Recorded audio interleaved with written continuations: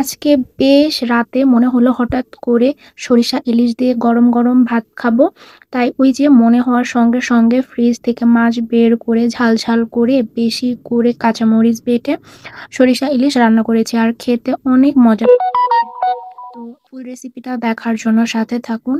আমি কিভাবে সরিষা ইলিশ করি সেটা A to Z দেখাবো।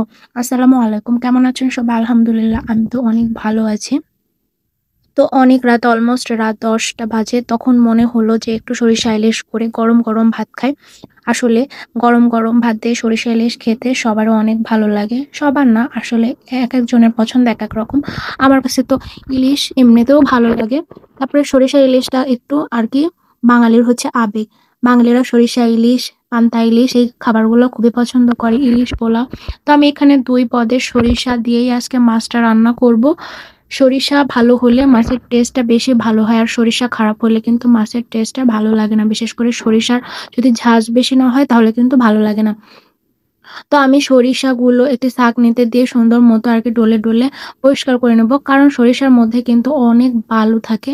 এগুলো থাকলে কিন্তু খেতে ভালো লাগবে না আর হচ্ছে দাঁতের নিচে পড়বে। তো আমি খুব ভালো করে আরকি সরিষাগুলো ধুয়ে নিচ্ছি। কারণ এগুলো অনেক ময়লা থাকে।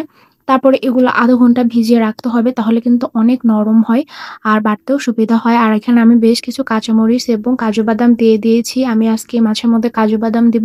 আর পোস্তদানা থাকলে সেটাও দিতে পারেন। যত আরকি কাজু বাদাম, পোস্ত বাদাম দিবেন তত টেস্টটা কিন্তু ভালো আসবে।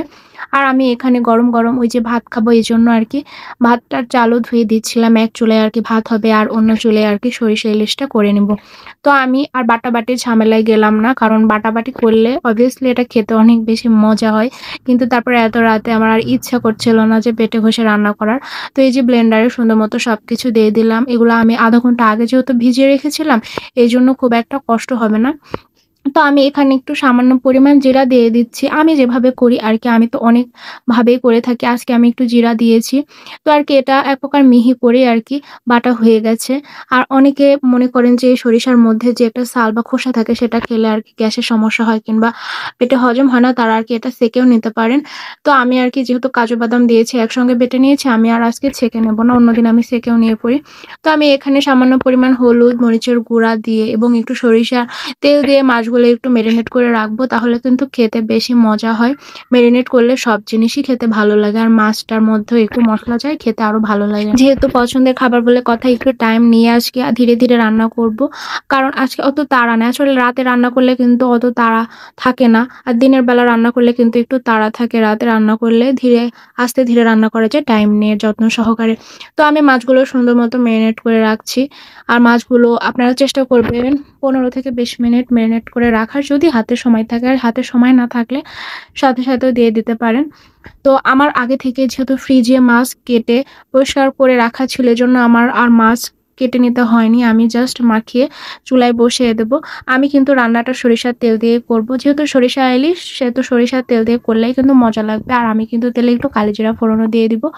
আর ওই যে গ্রেভিটা ব্লেন্ডার করে রেখেছিলাম সেটাও দিয়ে দেব। কালিজিরা দিয়ে একটু জাস্ট একটু গন্ধ ছাড়লেই ওই গ্রেভিটা দিয়ে দিব। গ্রেভিটা কিন্তু খুব বেশিক্ষণ তেলের উপরে ভাজবো না, তাহলে তিতো হয়ে যাবে। আর একটু সামান্য পরিমাণ রঙের জন্য হলুদের গুঁড়া দিয়ে দিব। আর আর দিয়ে দেব একটু সামান্য পরিমাণ লাল মরিচের গুঁড়া। আমি কিন্তু কাঁচা মরিচও ব্লেন্ড করে দিয়ে দিয়েছি। তো লাল মরিচের গুঁড়া খুব বেশি দিতে হবে না। আবার মেরিনেট করার সময়ও কিন্তু লাল মরিচের গুঁড়া দিয়েছি। আমার মনে হয় সরিষা ইলিশ কিন্তু সবথেকে একটা সোজা রান্না। বলতে গেলে মনে হয় সরিষা ইলিশ কত কষ্ট, কিন্তু না, সরিষা ইলিশ কিন্তু খুবই ঝামেলাবিহীন একটা রান্না আর খেতেও মজা।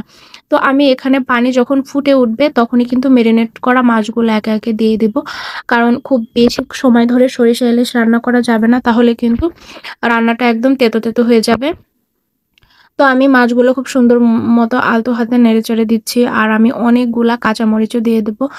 আর স্বাদের জন্য লবণ আর একটু সামান্য পরিমাণ চিনিও দিয়ে দিয়েছি। কারণ আমার কাছে মনে হয় ১ চিমটি চিনি দিলে একটু টেস্টটা ব্যালেন্স হয়। এটা আমি দিয়ে থাকি আরকি। সরিষা ইলিশে ১ চিমটি চিনি দিলে আমার কাছে খুব ভালোই লাগে খেতে। এখন যার, যার পছন্দ, আপনারা যদি না খেতে চান তাহলে না দিতে পারেন। তো আর কি আমার ফাইনাল লুকটা দেখেই বোঝা যাচ্ছে একদম উপরে তেল ভেসে উঠেছে।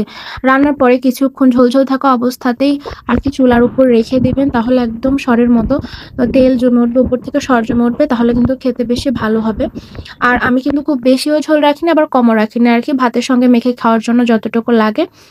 তো আমার রান্না-বান্না অলমোস্ট কমপ্লিট। তো রান্না-বান্না করতেও প্রায় ১১টা ১১:৩০ বেজে গিয়েছিল। কিন্তু এই রাতের বেলা পছন্দের আইটেম দিয়ে খাওয়ার মজা কিন্তু অনেক মানে অনেক ভালোই লাগে আমার কাছে। এটা তো প্রতিদিন করা হয় না আরকি, যেদিন ইচ্ছে হয় খুব আইশ করে একটু খাবো রান্না করে, সেদিনকে আরকি করা হয়। তো ট্রাস্ট মি এই রান্নাটা অনেক মজা হয়েছিল। আর মজা হয়েছিল বলেই বলছি না, আপনারা এটা বাসায় ট্রাই করবেন এবং করে জানাবেন এই প্রসিডিউরে যে কেমন লেগেছে আপনাদের কাছে। আমার কাছে তো অনেক ভালো লেগেছে। তো এই ছিল সরিষা ইলিশ রান্নার রেসিপি। যাদের ভালো লাগবে তারা এভাবে একবার হলেও বাসায় ট্রাই করবেন এবং আমাকে জানাবেন। তো আজকের মতো এখানেই, ভালো থাকুন সবাই। সবাই আমার জন্য অনেক দোয়া করবেন। আরো নতুন রেসিপি নিয়ে যেন আপনাদের মাঝে আসতে পারি। তো আজকের মতো এখানেই, ভালো থাকেন সবাই। আল্লাহ হাফেজ।